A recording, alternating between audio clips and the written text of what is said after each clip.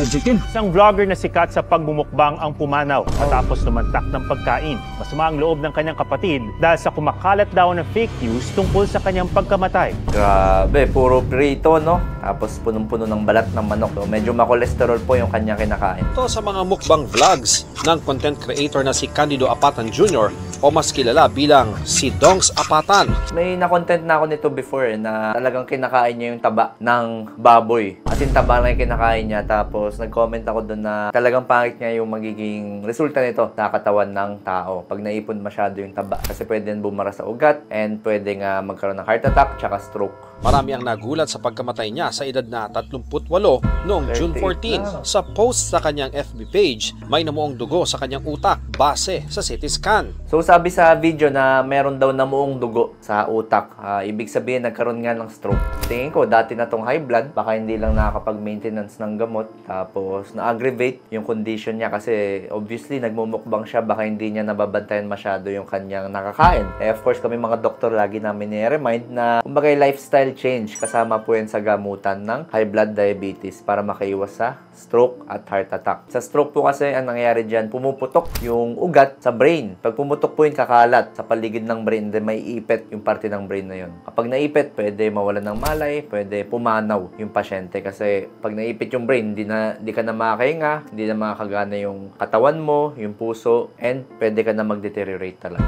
So ito po yung example ng CT scan. Pinapakita ko sa inyo yung brain ng tao. Tapos ito yung bungo, yung maputi, yung sa labas. Tapos itong maputing ito, yung nasa loob mismo ng brain, no? Ayun, no? Nakakalat. Dugo po yan. Kapag ganito ka talaga karami, ang hirap na pong salbahin ng pasyente. So, depende pa rin po sa mga surgeon na mag-oopera and maglilinis ng dugo. Tingin ko kapag ganito karami yung dugo, kung maka-recover man yung pasyente, medyo may deficiency na sa kanyang ability or sa kanyang activity. Mas mababa na, di na tulad ng dati. Baka kailangan niya ng tulong sa simpleng pagtututbrush, kailangan niya ng tulong para makalakad. Di ba minsan nakakita tayo ng mga pasyenteng iika-ika o kaya talagang matigas yung kamay. Yun, mga pasyenteng na-stroke po yun and naisalba kahit papano na-extend yung buhay and nag-ongoing ng physical therapy para kahit papano maibalik yung lakas. Pero kung ganito kalaki, mahirap na pong maibalik yan sa dati. So, nangyari po dito, pumutok yung ugat niya, pumalat sa paligid ng brain. So, ito, bulalo naman ang minumukbang ni sir, no? Kanin, bulalo, mataas din po talaga sa fat yan. Lalo na yung sinusot-sot sa loob. Diba bone marrow? Taba po kasi yun eh. So kaya ang sarap-sarap niya. Pag taba po kasi talagang, kumbaga yung sarap ng lasa. Kaso nga lang, ang pangit ng epekto sa katawan. So hindi rin natin masisi si sir, no? Kasi dito siya, tingin ko, dito siya kumuha ng income or extra income sa pang-araw-araw or baka hilig talaga niya to sa ibang bansa, sa mga ibang parte ng mundo. May mga mukbang talaga eh na ginagawa nilang trabaho yan. And yung mga competitive eater, diba? So sigurado ako may mga ganyan talaga yung trabaho and yung field na ginagawa nila sa buhay nila. Pero at least sila, nagkakaroon sila ng mga regular follow-up. May mga tumitingin sa kanila. So sa mga nagmumukbang sa atin, no, okay lang naman yan. Kasi kung talagang dyan kayo nasisiyahan, kumukuha ng extra income, maganda naman po yan kaysa gumagawa kayo ng mga illegal. Kaso nga lang, dapat po talaga nagre-regular follow-up tayo sa ating mga doktor para may tumitingin sa atin. Kasi yung ginagawa nyo na mga nagmumukbang, medyo extreme po yan eh. Kung hindi yan ginagawa ng normal na tao. So mas maganda, may nag-guide sa atin and may tumitingin sa atin na doktor. So ito naman po ibang klase ng stroke to. Ang tawag dito ischemic stroke. Ibig sabihin may pagbabara naman sa ugat. Yung isa hemorrhagic, pumutok yung ugat. Ito naman ischemic na barahan. So pwede pa rin ito mangyari sa mga high blood diabetic, sa mga merong maintenance. Kapag hindi nababantayan, hindi nakakainom ng gamot. So ito yung brain ng tao. Tapos itong maputi, yan po yung abnormal. Hindi maputi, yan po yung normal. Tapos ang nangyayari po dito sa abnormal na parte, kinukulang na po ng oxygen yan. Kumbaga, hingal na itong parte ng brain na to. Kaya siya namumuti sa MRI. Baka magtaka po kayo, pinaparequesta ng MRI kung nagkakaroon ng pangingiwi sa labi, panghihina ng katawan. Ito po kasi yung dahilan nun. Para makita natin agad and mabigyan agad ng gamutan yung mga pasyente. Kasi mas mabilis po yan nakikita sa MRI. Medyo mahal nga lang pero nakakatulong naman po. And lagi ko sinasabi sa inyo, kapag sa stroke, hemorrhagic yan or ischemic stroke, talagang importante yung oras. Kasi kapag na-delay ka lang ng ilang minuto, pwede agad mag-progress yan and baka marami nang maging deficit sa katawan ng pasyente. Ibig sabihin, kunyari, 5 minutes na yung lumipas, ang dami na agad consequence sa katawan ng tao. Baka hindi na siya makalakad or hindi na siya makapagsalita. Kumpara kung 2 minutes lang yung lumipas, pwede pang normal yung paglakad, normal pa yung pananalita, para wala nangyari sa pasyente. Minuto lang po yun, pero ang laki na ng pagbabago sa katawan ng pasyente. So, kung may mga kakilala po tayo na nagkakaroon ng stroke or pagsakit ng ulo, mga senyales ng stroke, maganda po itakbo talaga agad sa ospital. So dito isda yung kinakain niya, no? Actually, di man laging makolesterol yung kinakain ni sir, no? Ito isda, very nutritious. Mababa ang kolesterol nito. O ito, kilawin, ang sarap. Kamoteng kahoy yata. Actually, okay lang naman kumain talaga ng mga prito, mga lechon, mga mamantikang pagkain. Basta balanse lang po. Balanse lang. Ito nga, itong mga masustansya ng mga kinakain, kahit masustansyan, pero kung sumobra ka, pangit pa rin yung resulta. So, kita nyo, basta pag sumusobra, masama. Pag kinukulang, masama din. Fried chicken daw ang inulam nila ng umagang iyon. Bago umalis papunta sa kanyang kaibigan, kumain daw ito ng mangga. Di raw nila inaasahan na uuwi pala ito sa kanila na bangkay na. Masakitan mo dyan kami kay karon kanang himo bito siyang katawanan sa mga tao kanang mga mga respeto ba Tinatawanan pa talaga naman yung mga tao talaga sa internet yan yung iwasan natin, guys, kasi of course hindi naman natin alam yung buong nangyari. Baka inisip nyo yun lang yung kinakain niya buong araw and everyday ganon. Syempre hindi, nagpapahinga pa rin yan, kumakain pa rin ng iba yan. Alam daw nila na may high blood siya pero hindi naman daw ito malakas kumain.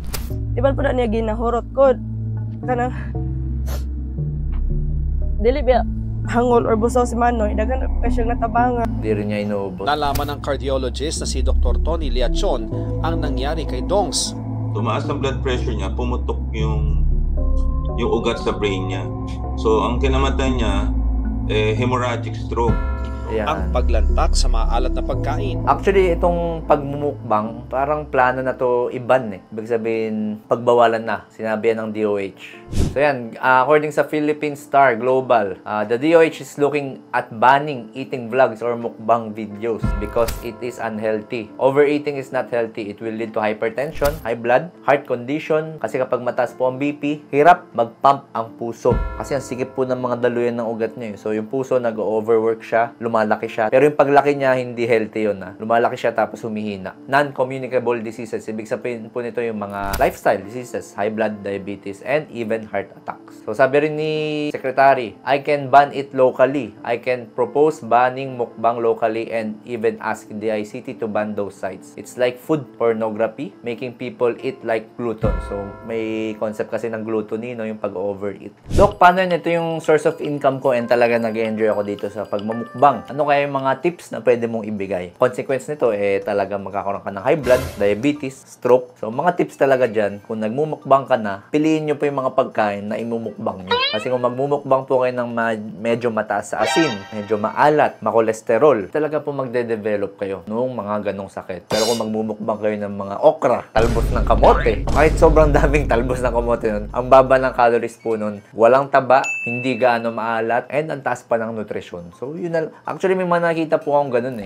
Yan mga example na nagmumukbang na very, very nutritious. So, maganda siguro ganyan yung imukbang natin. Kasi, di ba, ang pagmumukbang naman talagang yung makikinig ka lang sa pagnguya. Tapos, yung makikita mo lang yung nagmumukbang na nasasarapan sa kinakain niya. And, of course, nakikipag-interact sa mga audience mo. So, kahit papano, meron kang sariling content na very nutritious. And, of course, kung kayo ay ito yung talagang trabaho nyo, syempre, wag na sasamahan ng pag-inom ng alak tsaka sigarilyo. Tatanggalin na yun. And, sasamahan ng regular na pag-exercise. And, yung exercise nyo dapat mas strenuous. Mas pagod kayo, kumbaga, mas marami kayong calories na i-burn. Kasi yung calories na tinitake nyo, marami din. So, dapat balanse. Marami po mga food vloggers na healthy naman I think nagagawa nila ng maayos yung responsibility nila sa sarili nila. Yung sabi ko kanina, na meron yung regular check-up, merong regular follow-up. Tapos, siguro, pag hindi sila nagwo-work, talagang bumabawi sila sa katawan nila, kain ng mga tamang pagkain, nag-exercise, and wala talagang bisyo. Again, sintomas ng stroke, yung nangyari kay Sir Dongs. Ito po yan. Ito yung mga babantayan nyo. So, FAST. Pag nakita nyo po yung mga senyales na yan, takbo na po agad dapat sa ospital. And of course, lagi babantayan ng BP. Laging dapat nagmamonitor ng BP. Dapat hindi yan mataas.